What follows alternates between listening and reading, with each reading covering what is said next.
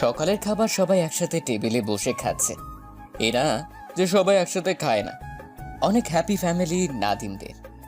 খাবার খেতে খেতে ছোট মা নাদিমকে বলে উঠল, নাদিম, জি ছোট মা। আজ তো অফিস ছুটি, তাই না? হ্যাঁ, আজ অফিস ছুটি। একটা কথা বলতে চাইছিলাম তোমাকে। হ্যাঁ ছোট মা, বলেন। তোমাকে একজনকে ড্রপ করে আনতে হবে। ওকে ছোট মা। বুঝি আপনার বান্ধবীকে নাকি? না, তাকে না। তাহলে কাকে ড্রপ আনতে হবে ছোট মা? তোমার রহিম চাচার ভাতিজিকে। কথাটা শুনে রহিম চাচার দিকে তাকালো নাদিম। ছোট মা, কাজের লোক দরকার নাকি? নাদিমের কথাটা শুনে সবাই নাদিমের দিকে তাকালো। না, তাহলে? এসএসসিতে গোল্ডেন এ প্লাস পেয়েছে, এতে কয়েক জায়গায় চয়েস এসেছে, ঢাকাতে চান্স পেয়েছে। চান্স পেয়েছে? তাই কি হয়েছে ছোট মা? ওর নাকি মেডিকেলে পড়ার খুব শখ, আর ও ভালো ছাত্রী, তাই যদি এখানে পড়াশোনা করে তাহলে ভালো রেজাল্ট হবে। এই কলেজে তো দুর্বল ছাত্রছাত্রী এলাও না, তাই ভালো কলেজে পড়াশোনা করে ভালো রেজাল্ট তৈরি করে মেডিকেলে পড়তে চায়। তা পড়ুক, সমস্যা কি? এখানে তো ওর কোনো আত্মীয় স্বজন নাই, তাই রহিম বলেছে এখানে নিয়ে আসলে কেমন হয়। আর মেয়েটা নাকি বলে লক্ষ্মী, সব কাজ করতে পারে, আর আমাদের তো একটা কাজের মেয়ে লাগবে, এতে সেই কাজও হয়ে যাবে। আমিও কাজের মেয়েকে ড্রপ করে নিয়ে আসতে পারবো না। ছোট লোকের সাথে এক গাড়িতে ছোট মা, ইম্পসিবল। কথাটা শুনে সবাই নাদিমের দিকে তাকালো। অবশ্য এরকম কথা নাদিম প্রায় শোনায়। তখন রহিম চাচা বলে উঠল, থাক, ও গ্রামে পড়াশোনা করবে, এখানে পড়তে হবে না, আমি ফোন করে বলে দিব। কথাটা বলে রহিম চাচা চোখের পানি মুছতে মুছতে চলে গেল। তুই এটা কি বললি বাবা? মামনি, কি বলেছি সেটা তুমি নিশ্চয়ই বুঝতে পেরেছো। এভাবে বলতে হয় না, তারা মনে কষ্ট পায়।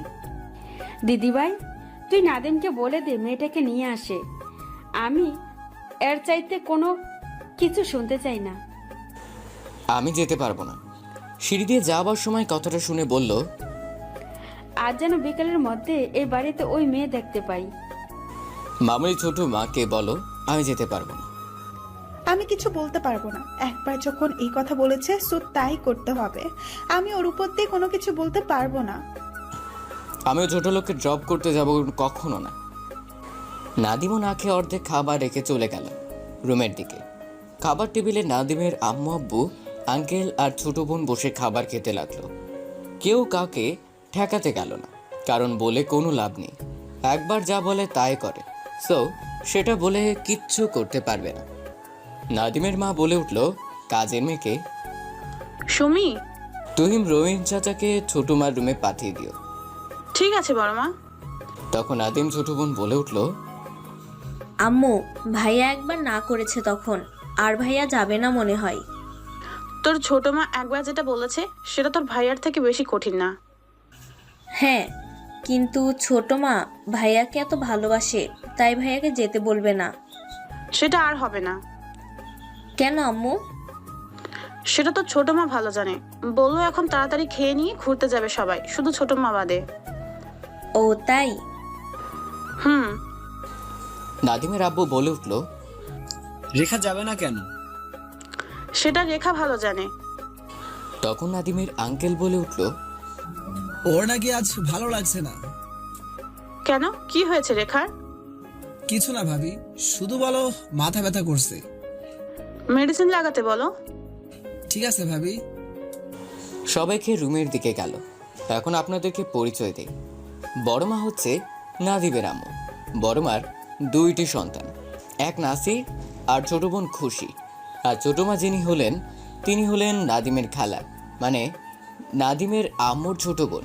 নাদিমের আম্মু খালা দুজন যমজ বোন ছিল। আর আব্বু আঙ্কেল মানে নাদিমের আব্বু আর নাদিমের আব্বুর ছোট ভাই।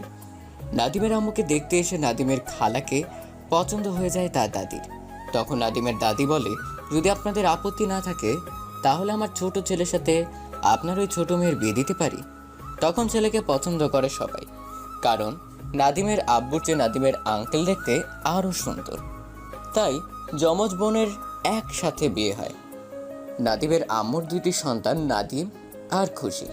আর নাদিমের খালা মানে ছোট মার কোনো সন্তান নেই, তাই নাদিমকে বেশি ভালোবাসে।